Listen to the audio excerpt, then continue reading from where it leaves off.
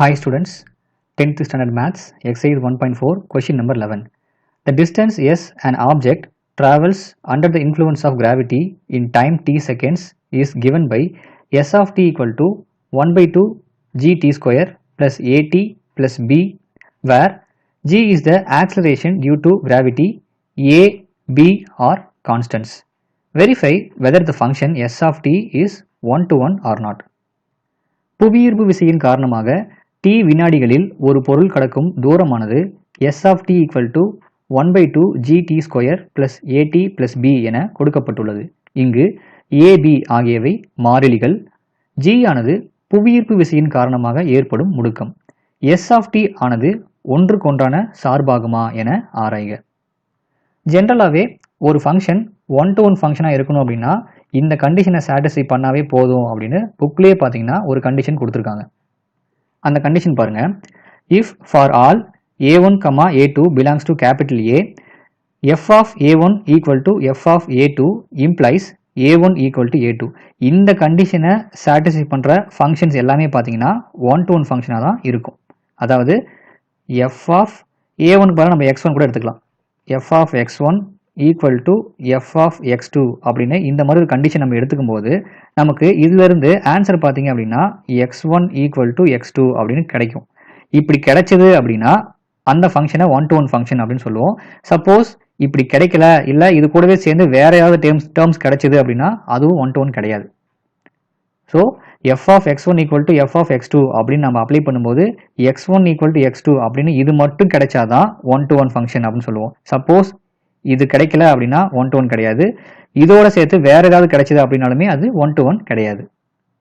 இப்போ இந்த கொஸ்டின்ல கொடுத்துருக்க இந்த ஃபங்க்ஷன் 1 to 1 ஃபங்க்ஷனாக இருக்குமா இருக்காதா அப்படின்றத நம்ம செக் பண்ணுறதுக்கு இந்த ரூலையும் நம்ம யூஸ் பண்ணிக்கலாம்.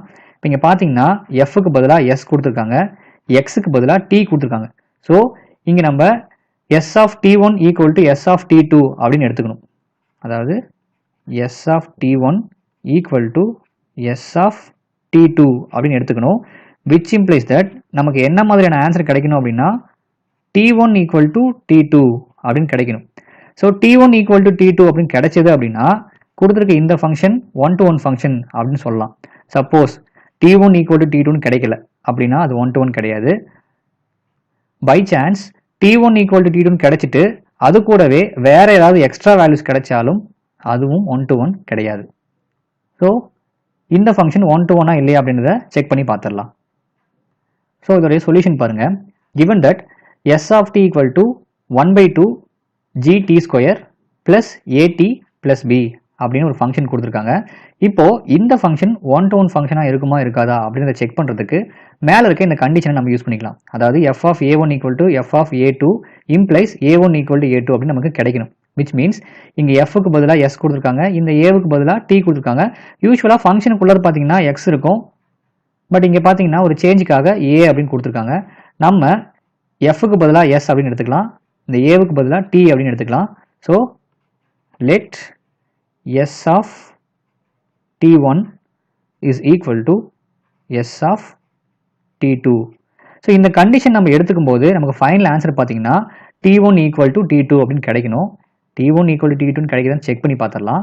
இப்போ இந்த ஃபங்க்ஷனில் tக்கு பதிலாக t1 அப்படின்னு அப்ளை பண்ணலாம்.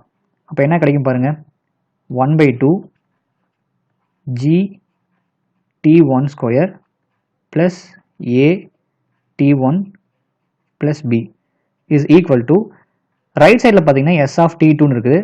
ஸோ இதுக்காக இந்த ஃபங்க்ஷனில் tக்கு பதிலாக t2 அப்படின்னு அப்ளை பண்ணிக்கலாம்.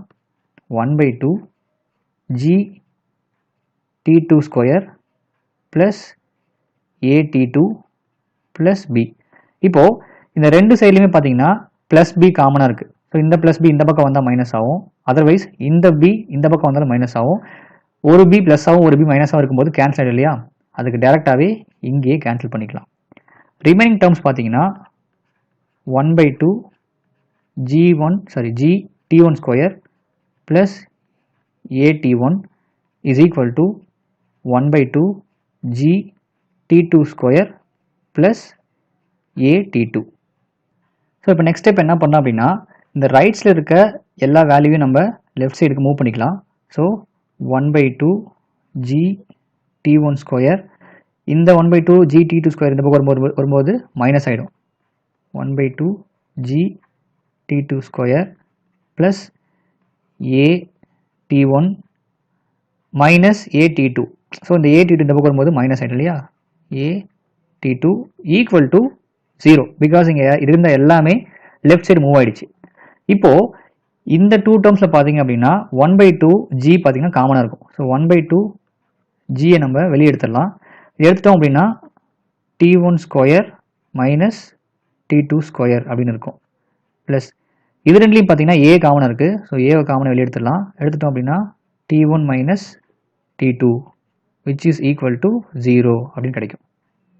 இப்போது நெக்ஸ்ட் ஸ்டெப் என்ன பண்ணோம் அப்படின்னா இந்த இடத்துல பார்த்தீங்கன்னா t1 square minus t2 square அப்படின்னு இருக்குது. இது பார்க்கும்போது நமக்கு a square minus b square ஃபார்மேட்டில் இருக்குது.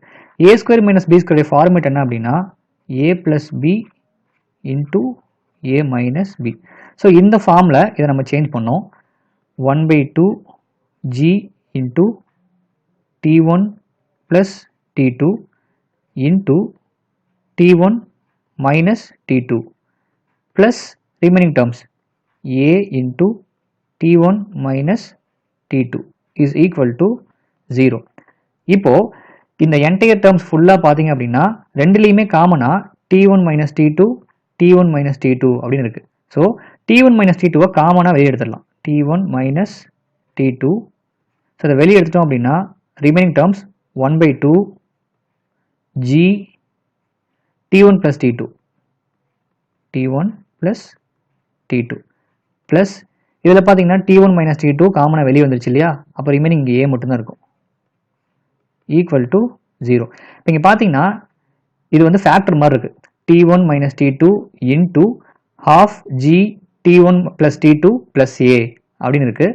இதை நம்ம தனித்தனியாக ஈக்குவல் டு 0 போட்டு பார்த்தோம்னா t1 minus t2 equal to 0 and then 1 by 2 g into t1 plus t2 equal to plus a equal to 0 இந்த மாதிரி கிடைச்சிருக்கு. இப்போ இந்த ஃபர்ஸ்ட் கண்டிஷனில் பார்த்தீங்கன்னா t1 minus t2 equal to 0 இருக்கு இல்லையா, இதை மட்டும் எடுத்துக்கிட்டோம் அப்படின்னா இதில் t1 அப்படியே வச்சுக்கிட்டு இந்த t2வை ரைட் சைடு மூவ் பண்ணோம் அப்படின்னா மைனஸ் t2 plus t2 மாறிடும். So t1 equal to t2. இங்கே பார்த்தீங்கன்னா t1 e2 t2 அப்படின்னு நமக்கு கிடைச்சிருச்சு. பட் இது மட்டும் நமக்கு கிடைக்கல, இது கூட சேர்த்து இன்னொரு ஃபேக்டரும் நமக்கு கிடைச்சிருக்கு. ஒரு ஃபங்க்ஷன் 1 to 1 இருக்கணும் அப்படின்னா f of x1 equal to f of x2 அப்படின்னு எடுத்துக்கும் போது ஃபைனல் ஆன்சர் நமக்கு x1 equal to x2 மட்டும்தான் கிடைக்கணும், வேற எந்த ஆன்சரும் நமக்கு கிடைக்கக்கூடாது. இப்போ இந்த ஃபங்க்ஷனில் பார்த்தீங்கன்னா s of t1 equal to s of t2 அப்படின்னு நம்ம எடுத்திருந்தோம். அதுலேருந்து நமக்கு கிடைச்ச ஆன்சர் பார்த்தீங்கன்னா t1 equal to t2 அப்படின்னு ஒரு ஆன்சர் கிடைச்சிருக்கு. இது மட்டும் கிடைச்சிருந்தது அப்படின்னா இந்த ஃபங்க்ஷனை 1 to 1 ஃபங்க்ஷன் அப்படின்னு சொல்லிக்கலாம். ஆனால் இது இல்லாமல் இது கூட சேர்த்து இங்கே ஒரு ஃபங்க்ஷன் நமக்கு இங்கே ஒரு கண்டிஷன் நமக்கு கிடைச்சிருக்கு. ஸோ எக்ஸ்ட்ரா இந்த மாதிரி நமக்கு சொல்யூஷன்ஸ் கிடைச்சதுனால இந்த ஃபங்க்ஷன் 1 to 1 ஃபங்க்ஷன் கிடையாது. இப்போ இந்த செகண்ட் ஃபேக்டர் எடுத்துக்கிட்டு இதை நம்ம சிம்பிளை பண்ணோம் அப்படின்னா ஃபர்ஸ்ட் இந்த 1 by 2 g into t1 plus t2வை அப்படியே வச்சுக்கலாம். இந்த a இந்த பக்கம் வரும்போது மைனஸ் ஏவா சேஞ்ச் ஆகிடும். அண்ட் தென் இந்த 1 by 2 அந்த பக்கம் போகும்போது 2 by 1 சேஞ்ச் ஆகிடும். So g into t1 plus t2 is equal to minus 2a by 1 அப்படின்னு வரும். டிவிஷனில் வர 1 நமக்கு தேவையில்லை. இப்போது நெக்ஸ்ட் இந்த t1 plus t2வை அப்படியே வச்சுக்கிட்டு இந்த g இந்த பக்கம் எடுத்துகிட்டு போனோம் அப்படின்னா இங்கே மல்டிப்ளிகேஷன் இருக்கிறது இந்த பக்கம் வரும்போது டிவிஷன் ஆகிடும். மைனஸ் 2a by g அப்படின்னு வந்துடும். இப்போது t1 மட்டும் நம்ம அப்படியே வச்சுக்கிட்டு இந்த t2வை ரைட் சைடு மூவ் பண்ணோம் அப்படின்னா இந்த t2 நெகட்டிவாக சேஞ்ச் ஆகிடும், which is equal to minus 2a by g minus t2 அப்படின்னு கிடைக்கும். இங்கே பார்த்தீங்கன்னா இந்த இடத்துல t1 equal to minus 2a by g minus t2 அப்படின்னு இன்னொரு கண்டிஷன் கிடைச்சிருக்கு. இங்கே பார்த்தீங்கன்னா t1 equal to t2 அப்படின்னு கிடைச்சிருக்கு. நமக்கு கிடைச்சா t1 equal to t2 இந்த கண்டிஷன் மட்டும்தான் ஆன்சராக கிடைக்கணும். இதே போல் இன்னொரு கண்டிஷன் நமக்கு கிடைக்கக்கூடாது. இங்கே பாருங்கள் t1 equal to minus 2a by g minus t2 அப்படின்ட்டு இன்னொரு கண்டிஷன் நமக்கு கிடைச்சிருக்கு. ஸோ எக்ஸ்ட்ராவாக இன்னொரு கண்டிஷன் நமக்கு கிடைச்சதுனால இது வந்து 1 to 1 ஃபங்க்ஷன் கிடையாது. Therefore it is not 1 to 1 function. இப்போ இந்த கொஷினில் பார்த்தீங்கன்னா இது ஒன் டு ஒன் ஃபங்க்ஷனாக இருக்காது அப்படின்றதுக்கு இன்னொரு க்ளூவும் கொடுத்துருக்காங்க. அதாவது இங்கே பார்த்தீங்கன்னா g is a acceleration due to gravity அப்படின்னு ஒரு க்ளூ கொடுத்துருக்காங்க. அதாவது g ஆனது புவியீர்ப்பு விசையின் காரணமாக ஏற்படும் முடுக்கம் அப்படின்னு கொடுத்துருக்காங்க. ஸோ இந்த க்ளூ கொடுத்துட்டாவே ஃபங்க்ஷன் வந்து ஒன் டு ஒன் ஃபங்க்ஷன் கிடையாது. இதுக்கான ரூல் பார்த்தீங்கன்னா புக்லேயே கொடுத்துருக்காங்க. புக்கில் பார்த்தீங்கன்னா இந்த மாதிரி ஒரு கண்டிஷன் கொடுத்துருப்பாங்க. The equations of motion of a particle traveling under the influence of gravity is a quadratic function. இது பார்த்தீங்கன்னா ஒரு இருபடி சார்பு quadratic function of time. These functions are not one to one. ஒரு பொருள் புவியீர்ப்பு விசையின் காரணமாக கடந்து செல்லும் பாதை இருபடி சார்பாக அமையும். இது ஒன்றுக்கொன்றான சார்பு அல்ல. ஜென்ரலாகவே பார்த்தீங்கன்னா quadratic functions எல்லாமே ஒன் டு ஒன் ஃபங்க்ஷனாகவே இருக்காது.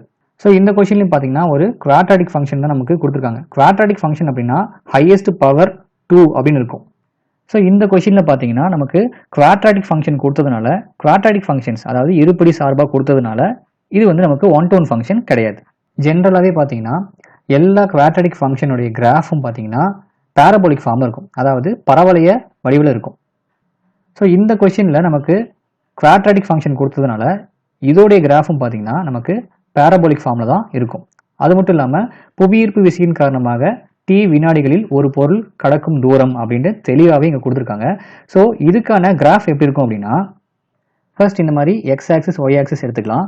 இதில் எக்ஸ் ஆக்சிஸ் பார்த்தீங்கன்னா டைம் அண்ட் ஒய் ஆக்சிஸ் பார்த்தீங்கன்னா அதோடைய ஹைட். இப்போது ஸ்டார்டிங் டைம் பார்த்தீங்கன்னா எப்பவுமே 0. இப்போது ஸ்டார்டிங் டைமில் ஒரு பொருளை நம்ம தூக்கி மேலே போட்டோம் அப்படின்னா அது ஒரு குறிப்பிட்ட பாத்தில் இப்படி நேராக மேலே போய் அண்ட் தென் திருப்பியும் கிரவுண்டை வந்து ரீச் பண்ணிடும் பிகாஸ் ஆஃப் கிராவிட்டி. அதாவது புவியீர்ப்பு விசையின் காரணமாக ஒரு பொருள் நம்ம தூக்கி போட்டோம் அப்படின்னா அது கண்டிப்பாக மறுபடியும் கீழே வந்து விழும். அது எந்த பாதையில் வந்து மூவ் ஆகும் அப்படின்னா இந்த மாதிரி பரவளைய பாதையில் தான் மூவ் ஆகும். ஸோ இந்த மாதிரி பேரபோலிக் ஷேப்பில் தான் அது ட்ராவல் ஆகும். சின்ஸ் நான் ஆல்ரெடி சொல்லியிருந்தேன் எல்லா குவாட்ராட்டிக் ஃபங்க்ஷனும் அதாவது இருபடி சார்பும் பார்த்தீங்கன்னா பேரபோலிக் ஃபங்க்ஷனாக தான் இருக்கும், அதாவது பரவளைய சார்பாக தான் இருக்கும். ஸோ இந்த கொஸ்டினில் கொடுத்துருக்க ஃபங்க்ஷன் பார்த்தீங்கன்னா இந்த மாதிரி ஒரு பேரபோலிக் ஷேப்பில் தான் இருக்கும். ஸோ இந்த கிராஃப் நம்ம S of T is equal to 1/2 GT² plus AT plus B அப்படின்னு எடுத்துக்கலாம். இப்போது கிராஃப் நம்மக்கிட்ட இருக்குது. இந்த கிராஃபை யூஸ் பண்ணி இந்த ஃபங்க்ஷன் ஒன் டு ஒன்னாக இருக்குமா இருக்காதா அப்படின்றத நம்ம செக் பண்ணோம். நம்ம ஆல்ரெடி ஒரு ஃபங்க்ஷன் ஒன் டு ஒன்னா இருக்குமா இருக்காதா அப்படின்றத செக் பண்ணுறதுக்கு ஹரிசாண்டல் லைன் டெஸ்ட் கிடைமட்ட கோட்டு சோதனையை நம்ம படிச்சிருக்கோம் இல்லையா? ஸோ நம்ம ஹரிசாண்டல் லைன்ஸ் நம்ம போடணும். எத்தனை ஹரிசாண்டல் லைன்ஸ் போட்டாலும் அந்த அத்தனை ஹரிசாண்டல் லைன்ஸுமே இந்த கிராஃபை ஒரே ஒரு பிளேஸில் தான் மீட் பண்ணும். ஃபார் எக்ஸாம்பிள் நான் இந்த மாதிரி ஒரு லைன் எடுத்துக்கிறேன். இப்போ இங்கே பார்த்தீங்கன்னா இந்த ஹரிசாண்டல் லைன் இந்த கிராஃபை 2 பிளேஸில் கட் பண்ணுது. நமக்கு மேக்ஸிமமே ஒரு பிளேஸில் தான் கட் பண்ணணும். மோர் தென் 1 பாயிண்டில் கட் பண்ணிச்சு அப்படின்னா அந்த ஃபங்க்ஷன் ஒன் டு ஒன் ஃபங்க்ஷனே கிடையாது. ஸோ இப்போ உங்களுக்கு இது தெளிவாக புரிஞ்சுக்கணும்னு நினைக்கிறேன். இந்த கொஸ்டினில் கொடுத்துருக்க ஃபங்க்ஷன் பார்த்தீங்கன்னா ஒரு குவாட்ராட்டிக் ஃபங்க்ஷன். எல்லா குவாட்ராட்டிக் ஃபங்க்ஷனுமே பார்த்தீங்கன்னா பேரபோலிக் ஷேப்பில் தான் இருக்கும். அண்ட் ஆல்சோ கொஸ்டின்லேயே பார்த்தீங்கன்னா புவியீர்ப்பு விசையின் காரணமாக t வினாடிகளில் ஒரு பொருள் கடக்கும் தூரம் அப்படின்னு தெளிவாகவே கொடுத்துருக்காங்க. அதனால கண்டிப்பாக இந்த ஃபங்க்ஷனுக்கான கிராஃபும் பார்த்தீங்கன்னா ஒரு பரவளையமாக தான் இருக்கும், அதாவது பேரபோலாவாக தான் இருக்கும். இப்போ கிராஃப் நம்ம கிட்ட இருக்குது. கிராஃபை யூஸ் பண்ணி இந்த ஃபங்க்ஷன் ஒன் டு ஒன்னா இருக்குமா இருக்காதா அப்படின்றத செக் பண்றதுக்கு நம்ம ஆல்ரெடி ஹரிசாண்டல் லைன் டெஸ்ட் அப்படின்னு ஒரு டெஸ்ட்டை பற்றி படிச்சிருப்போம், அதாவது கிடைமட்ட சோதனை அப்படின்றத படிச்சிருப்போம். ஸோ நம்ம ஹரிசாண்டல் லைன் நம்ம அப்ளை பண்ணோம். அப்படி ஹரிசாண்டல் லைன் அப்ளை பண்ணும்போது எத்தனை ஹரிசாண்டல் லைன் நம்ம ட்ரா பண்ணாலும் அத்தனை ஹரிசாண்டல் லைனும் அந்த கிராஃபை மேக்ஸிமம் ஒரே ஒரு பிளேஸ்ல தான் கட் பண்ணணும். மோர் தென் 1 பிளேஸ்ல கட் பண்ணிச்சு அப்படின்னா அது ஒன் டு ஒன் கிடையாது. இப்போ இங்க பாத்தீங்கன்னா நான் ஒரு ஹரிசாண்டல் லைன் எடுத்திருக்கேன். ஒரு ஹரிசாண்டல் லைன் பாத்தீங்கன்னா இந்த கிராஃபை 2 பிளேஸ்ல கட் பண்ணுது. நமக்கு மேக்ஸிமமே ஒரு பிளேஸ்ல தான் கட் ஆகணும். பட் மோர் தென் 1 பிளேஸ்ல இது கட் பண்ணதுனால இந்த function one to one function கிடையாது. therefore it is not one to one function. So இப்படியும் இதுக்கான ஆன்சரை நம்ம ப்ரூவ் பண்ணலாம். That's all.